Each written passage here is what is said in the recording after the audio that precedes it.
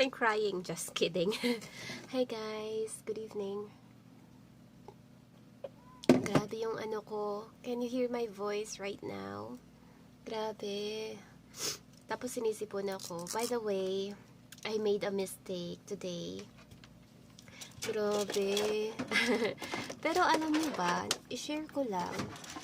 Parang naka-break lang ako 30 minutes. Tapos yung out ko ngayon, kasi yung students ko pala nagpadagdag siya. Instead na dapat 1:30 out ko na. Mag-out siguro ako ng oh my gosh, alas 2 kasi nagpa-adjust siya ng time. Ayaw niya na, gusto niya kasi ako, ayaw niya sa ibang teacher. Pero nag-adjust ako, dapat pero okay lang yun.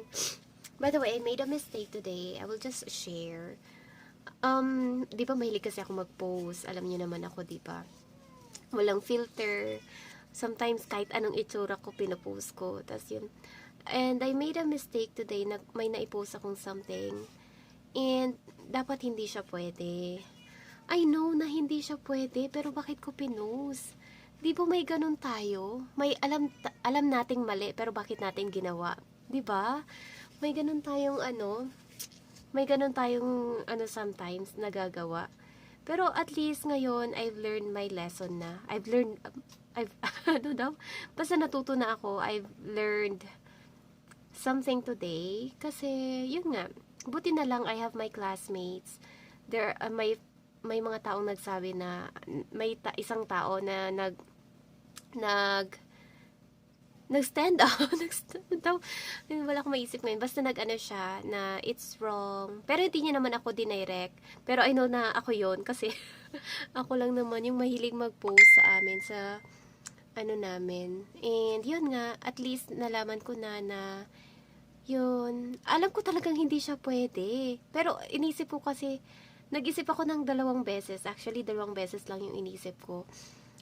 Sabi ko hindi to pwede kasi nasabi na to. Pero inisip ko, yung other isip ko, sabi niya, ay pwede siguro kasi medyo malayo siya, hindi siya masyadong obvious.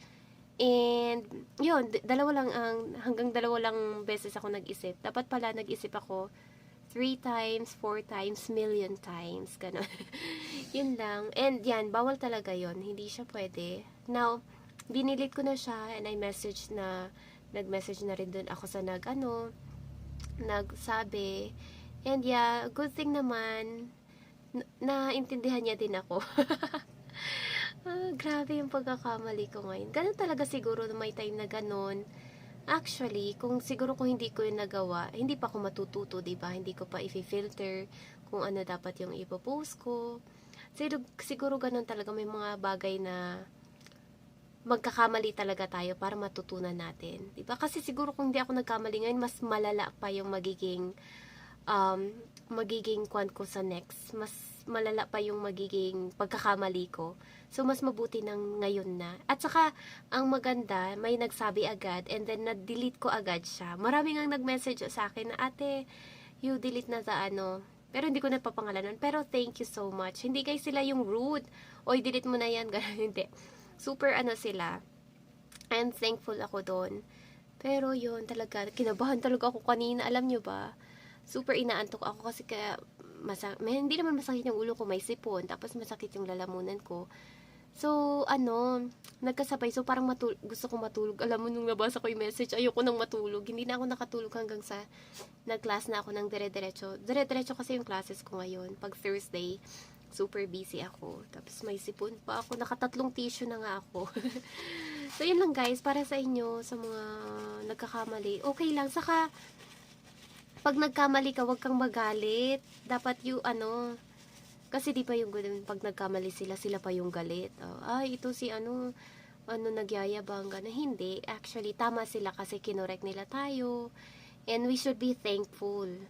Saka pag may nagkamali din, pag may napansin kang mali sa ginawa ng iba, then, pagsabihan mo din, you can message them directly or pwedeng kang mag-post ng hindi ka nakakasama ng loob. Which is tama yung ginawa ng isang classmate namin. Saka yung isa pa. Marami sila. Sisipon ako. So, yun lang guys. I still have 18 minutes.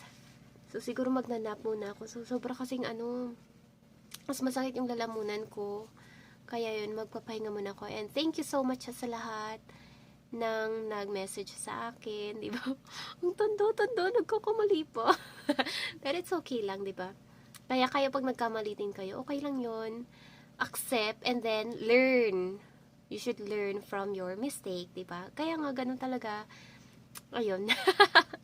Ayun lang, thank you so much guys. Nilabas ko lang kasi para alam nyo. Ayun, ako yung taong pag pinagsabihan galit. Pero dito, natututo ako. Kasi syempre, you should understand. Pero sa ibang bagay, pag sinasabihan ako galit, about sa pusa ko, ganun. Like my mom, ang dami mo ng pusa. Dapat magbawas ka na, ipampon mo na, doon, galit ako. Talagang pinaglalaban ko yung sarili ko. Pero ito, I know na mali talaga ako. So, kaya, nagpakumbaba ako. And, nag-thank you rin ako sa kanila. Ayun.